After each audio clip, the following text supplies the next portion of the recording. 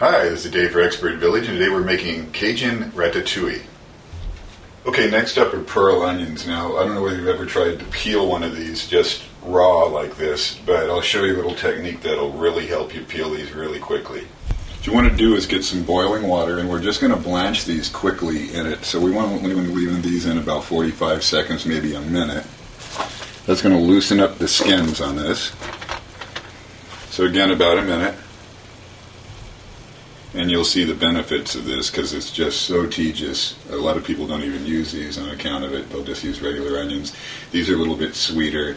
Plus the presentation in the dish is really nice too. What we want to do is we have a bowl of ice water right here, and we want to shock these, and because we don't want them to cook anymore, otherwise they'll get too soft. So just go ahead and use a strainer and put them right in the ice water, and that's called shocking because it stops the cooking process. Also makes them easier for you to handle when you're going to peel them in just a moment.